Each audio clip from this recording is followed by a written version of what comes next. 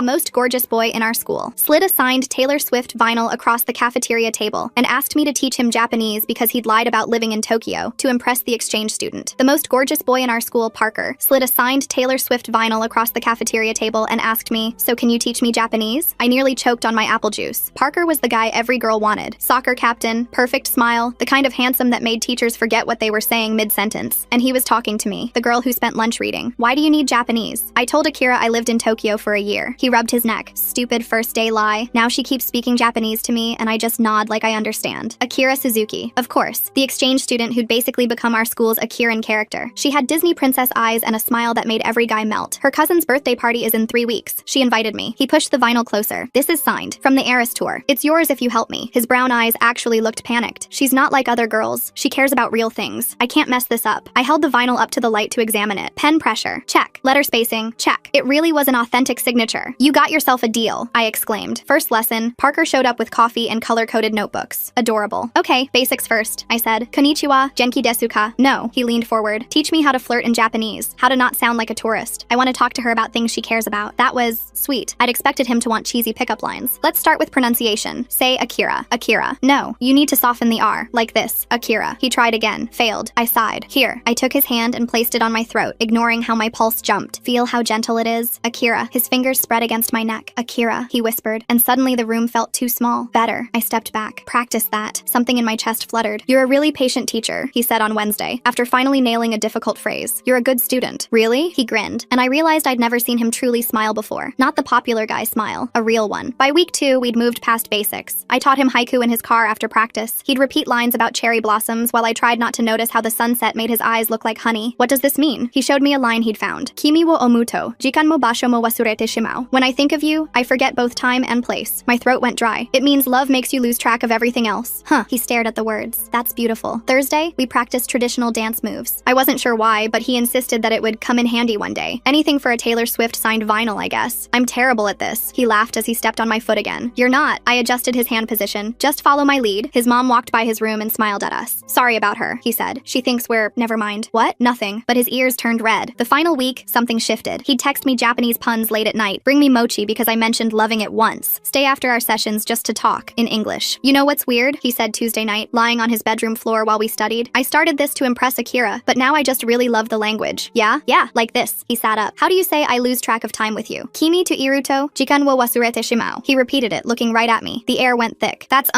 good. Akira will like that." Right. Then came our last session. He was fluent enough to hold conversations, quote poetry, even make jokes. He'd learned an entire language in 3 weeks. "Let's do one final practice," he said. Full romantic confession. My stomach hurt. "Okay." He took my hands. I tried to memorize the feeling. "Kimi to iruto, subete ga imi wo motsu. Kimi wa zutto boku no kokoro ni ita uta mitai da." When I'm with you, everything has meaning. You're like a song that was always in my heart. I couldn't breathe. Couldn't stop wishing those words were for me. "Perfect," I whispered. "You're going to sweep her off her feet." Something crossed his face. "You think Akira will feel it too?" How could she not? Friday. The whole school watched Parker approach Akira at her locker. I stood by the water fountain feeling sick. "Oh, hi, Akira-san." "Genki?" "Good morning, Akira. How are you?" She turned, surprised. Then he started speaking the Japanese I'd taught him, and my heart shattered with every word. She laughed at our jokes, touched his arm when he quoted our poems, asked about Tokyo. "Nihongo ga juzu desu ne," she said. "Your Japanese is beautiful." "Arigatou. Ishoni bangohan wo tabemasen ka?" "Thanks, would you like to have dinner together?" "Zeihi. I'd love to." She kissed his cheek. Everyone cheered. I left before he could see me. He found me after school, glowing. She said, "Yes, this is all because of you." He hugged me tight. "You're incredible." I stood there like a statue until he let go. Monday, I was eating crackers in the library when Akira appeared. "You're the one who taught Parker Japanese?" I nodded. "I thought so." She smiled. "You know, the whole time I was teaching him about Tokyo restaurants, he kept asking what you'd think of them. When I mentioned a poetry reading, he said you'd love it. Everything circled back to you." I stared at her. Long pause. She adjusted her carabiner. "You know I'm gay, right?" I blinked. "What? The carabiner? The universal indicator for being gay?" She pointed to the rainbow one on her belt loop. "My girlfriend Yuki in Tokyo, who I literally never shut up about?" Oh my gosh. The whole time I thought it was just her best friend or something. "Yeah," she laughed. "Parker's in the music room. You should probably go." I practically sprinted to the music room, my heart pounding so hard I thought it might actually burst out of my chest. The hallway seemed to stretch forever, and my sneakers squeaked against the linoleum with each desperate step. When I finally reached the door, I had to stop and catch my breath, hearing soft guitar music floating through the crack. I pushed open the door to find Parker sitting alone on one of those uncomfortable plastic chairs, his guitar in his lap, playing something that sounded both beautiful and incredibly sad. The late afternoon sun streamed through the windows, catching the dust motes in the air. He looked up when he heard the door, and I swear his whole face transformed when he saw me standing there. "You came," he said, setting his guitar down on the chair next to him like it suddenly didn't matter at all. Akira told me everything, I managed to say between breaths, still winded from basically running across the entire school. Parker stood up and took a step toward me, then stopped, his hands hovering awkwardly at his sides like he wasn't sure if he was allowed to come closer. I kept trying to tell you, he said, his voice cracking slightly, but every time I started, you'd say something about how perfect we'd be together, me and Akira, and I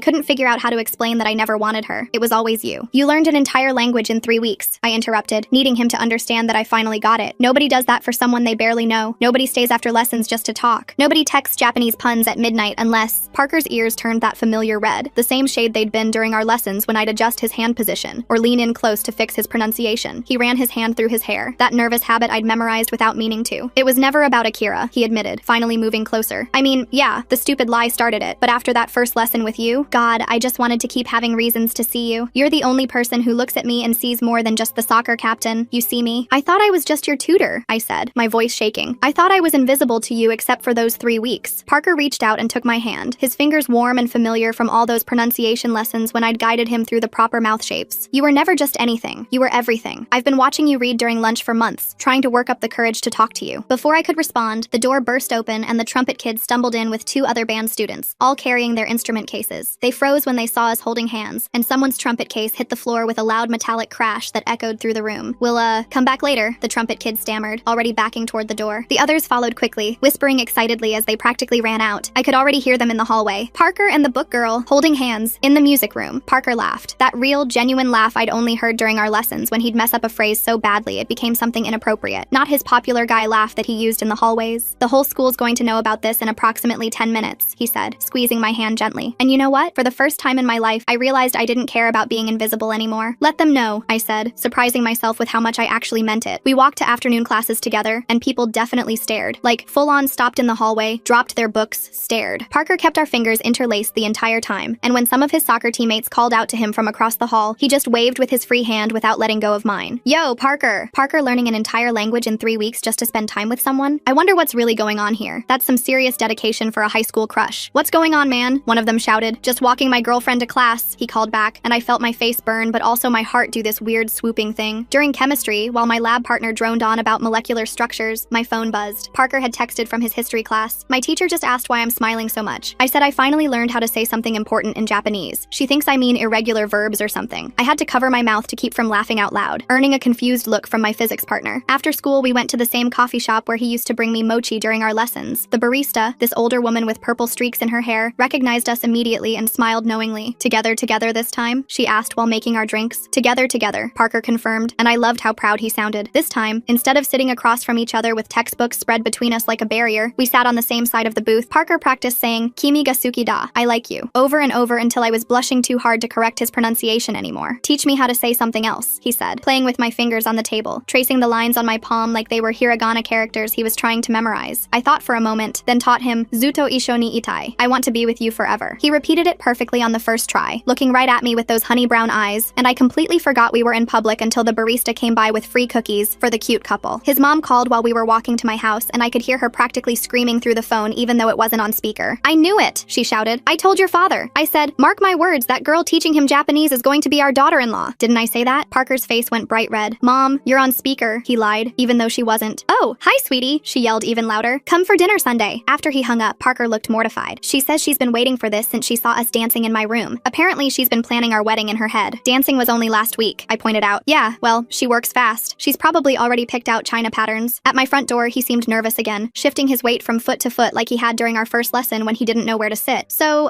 there's this soccer team party this weekend, he started, looking at his shoes. Do you want to go with me? As my actual girlfriend this time? Not as my tutor or friend or whatever, but like actually together? Only if you promise not to pretend you lived in Tokyo, I teased. He pulled me closer, his hands settling on my waist, and said in that soft voice that had made me fall for him during our lessons, I promise to only speak the Japanese you taught me. Although I might tell people you're my girlfriend in both languages, just to be really clear about it. The next morning, I was just getting my books from my locker when Madison appeared beside me like some kind of perfectly contoured nightmare. She leaned against the lockers, examining her manicure with fake casualness. So, you're Parker's new project, she said, her voice dripping with fake sweetness. How interesting. You know he gets these little obsessions, right? Last year it was skateboarding. Bought a board, practiced for a month, then forgot about it. The year before that, photography. He must have taken 1,000 pictures before he got bored. I closed my locker and turned to face her fully. Good thing I'm not a hobby then. She stepped closer, dropping the sweet act entirely. Her eyes were cold. You really really think you can keep his attention? You're not exactly his usual type. I mean, look at you. Library girl. Do you even own anything that isn't a cardigan? That's kind of the point, Parker said from behind her. Madison spun around so fast her hair whipped me in the face. Her perfectly glossed lips parted in surprise. Parker, I was just... But he was already taking my hand, his jaw set in a way I'd never seen before. Save it, Madison. Come on, he said to me, leading me away from her. Sorry about her, he said once we were out of earshot, his thumb rubbing circles on my hand. She's been weird since we broke up last year. You dated for 2 years, I said. She's probably not used to seeing you with someone so different from her. That's exactly why I like you, he said, stopping in the middle of the hallway. You're nothing like her. You're real. At lunch, Parker brought Akira to sit with us, which was surreal considering a week ago I thought she was his dream girl. I wanted to properly thank you, he told her, completely sincere, for, you know, everything. The intervention, the truth bomb, all of it. Akira grinned and said something in rapid Japanese that made me nearly spit out my water laughing while Parker looked completely lost. What did she say? He asked, looking between us. She said you're welcome, but you owe her big time, I translated, leaving out the part where she'd also called him an oblivious idiot in the most polite way possible. Parker nodded seriously. Name your price. Akira thought for a moment, tapping her chopsticks against her bento box. Introduce me to that cute girl from your soccer team, the one with the braids who always wears the vintage band tees. Parker looked shocked. Wait, you mean Sam? But I mean she's... Akira raised an eyebrow. You thought what? That I only date Japanese girls? Or that Sam's too cool for me? We all laughed, and Parker promised to make the introduction that very afternoon. That afternoon, I found myself sitting on the metal bleachers for the first time in my entire high school career, watching Parker at soccer practice. The sun was brutal, and I'd forgotten sunscreen because of course I had. When do bookworms ever need SPF for the library? Parker kept glancing over at me between drills, this huge grin spreading across his face every time our eyes met. Parker, eyes on the ball, the soccer coach shouted after Parker completely missed an easy pass because he was too busy waving at me. I don't care if the Queen of England is in those bleachers, you keep your head in the game. The whole team cracked up, and Parker's ears went red, but he still snuck another look at me before jogging back into position. I pretended to read the book I'd brought, but honestly, watching him play was way more interesting than I'd expected. There was something about seeing him in his element, confident, focused, when he wasn't looking at me, completely at ease with his body in a way I'd never be. After practice, his soccer teammates swarmed around us before I could even get down from the bleachers. They were all sweaty and grass-stained, and I tried not to obviously hold my breath when they got close. So this is the famous Japanese tutor, one of them said, slinging his arm around Parker's shoulders. Dude would not shut up about you for weeks. Like, we'd be running plays, and he'd randomly ask if we knew what kawaii meant, or how to pronounce Akira properly, another guy added, doing air quotes. He made us all practice saying it without the hard R sound. Parker's face was approaching tomato levels of red now, but he didn't deny any of it. He just grabbed my hand and squeezed it like he was saying, yeah, I was that obvious and I don't care. She's coming to the party Saturday, right? Someone asked. If she wants to, Parker said, looking at me with those puppy dog eyes that absolutely weren't fair. The team party that weekend was at one of his teammates' houses, this massive place with a pool and everything. I spent forever getting ready, changing outfits 3 times because what do you even wear to a soccer team party? I finally settled on jeans and a nice top, casual but not trying too hard. Parker picked me up, and when I got in his car, he just stared at me for a second. You look perfect, he said, and the way he said it made me believe him. The party was already loud when we arrived, music thumping, people everywhere, red Solo cups in every hand. These weren't my people. They were all confident and athletic and knew how to work a room. I felt like I had a neon sign over my head saying, doesn't belong here. But Parker never left my side. He introduced me to everyone, his hand either holding mine or resting on my lower back, making it clear I was with him. This is my girlfriend, he'd say, and each time the word girlfriend sent little sparks through my chest. You want something to drink? He asked, leaning close to my ear so I could hear him over the music. Just water, I said, and he didn't even tease me about it, just went to get it. While he was gone, a girl I recognized from the volleyball team came up to me. You're brave, she said, and I must have looked confused because she clarified, dating Parker. Every girl in school wants him. I didn't really plan it, I admitted. She laughed. The best things never are planned. Madison showed up about an hour in with her usual crew, all perfectly styled hair and coordinated outfits like they'd had a pre-party planning session. She made this big production of not looking at us, but I kept catching her staring whenever Parker would lean in to whisper something in my ear. He'd been teaching himself more Japanese phrases, apparently. Kimi no egao ga suki, he whispered, his breath tickling my ear. I love your smile. Your pronunciation is getting better, I told him, trying not to melt into a puddle right there. I've been practicing with YouTube videos, he admitted. Don't tell Akira, she'll make fun of my sources. Madison chose that moment to walk by us, accidentally, bumping into me hard enough that I would have spilled my water if Parker hadn't steadied me. Oops, she said, not even trying to sound sincere. Didn't see you there? Parker's mom already picking China patterns after 1 week of dating? That's moving faster than his Japanese lessons. At least those took 3 weeks before the big confession happened. You're just so easy to miss. Before I could respond, Parker stepped between us. Madison, that's enough. What? I said it was an accident. She flipped her hair over her shoulder. Though I don't know why you're slumming it with the library mouse when I could what? Parker's voice was calm, but there was an edge to it I'd never heard before. Date someone who only cared about my popularity? Someone who spent 2 years trying to change everything about me? The music seemed quieter suddenly, or maybe everyone around us had just stopped talking. Madison's face flushed. I was trying to help you reach your potential. No, you were trying to turn me into your accessory. Parker took my hand. She sees me for who I actually am. That's worth more than all the fake fake crap you cared about. We left right after that. Parker was quiet as we walked to his car, his jaw still tense. "Wanna go somewhere else?" he asked once we were sitting in his car. "I know a place that's actually fun." We ended up at this tiny park near the elementary school, sitting on swings that were definitely too small for us. The moon was bright enough that we didn't need the streetlights to see each other. "Sorry about Madison," he said, dragging his feet in the dirt beneath the swing. "And sorry if the party was too much. I know my friends can be overwhelming." "They were actually nice," I told him, and meant it. "Different from what I expected. They really care about you." Parker stopped swinging and turned to look at me. "You're different from what I expected too. In the best way. What did you expect?" He thought for a moment, kicking at the wood chips under the swing. "I don't know. Someone intimidating, I guess. You always looked so smart and focused when you were reading. Like you were in this whole other world that someone like me couldn't access. Someone like you? You know, dumb jock. Good at kicking a ball, not much else. So you made up an elaborate lie about living in Tokyo?" I couldn't help but laugh. He groaned and covered his face with his hands. It seemed like a good idea for about 5 seconds. Then Akira started speaking actual Japanese to me and I just panicked. Kept nodding like an idiot while having no clue what she was saying. "What did you think would happen?" "I didn't think." He laughed at himself. "I just saw you sitting there with your book and thought, this is it. This is my chance to finally talk to her. And then my mouth just started making words without my brain's permission." "Wait," I said, processing what he'd just said. "Finally talk to me? How long had you been wanting to?" Even in the moonlight, I could see his ears turn red. "Since like October? You were reading this book with a dragon on the cover during lunch and you laughed out loud at something and I wanted to know what was funny. I wanted to know what made you laugh like that. October was 6 months ago." "Yeah, well, you're intimidating. You use words like furthermore in casual conversation. You read books for fun. You're smarter than half the teachers." "I'm not that smart," I protested. "You taught me an entire language in 3 weeks. You learned an entire language in 3 weeks. That's way more impressive." We stayed there swinging and talking until almost midnight, when Parker's mom texted asking if we were okay. Monday morning, there was a note in my locker written entirely in hiragana. Parker's handwriting was absolutely terrible. His characters looked like a kindergartner had drawn them with their non-dominant hand, but I could make out what it said. "Beautiful morning, beautiful girl." It was cheesy, and his woe looked more like a deformed cat than an actual character, but I carefully folded it and put it in my wallet. In English class, we got paired up for a poetry project on metaphysical conceits. Everyone groaned when the teacher announced it, but Parker actually seemed interested. "John Donne's using the compass as a metaphor for separated lovers," Parker said during our discussion, pointing to the line in the poem. "Like, they're two parts of the same tool. Even when one moves away, they're still connected at the center." The teacher actually stopped walking around the room. That's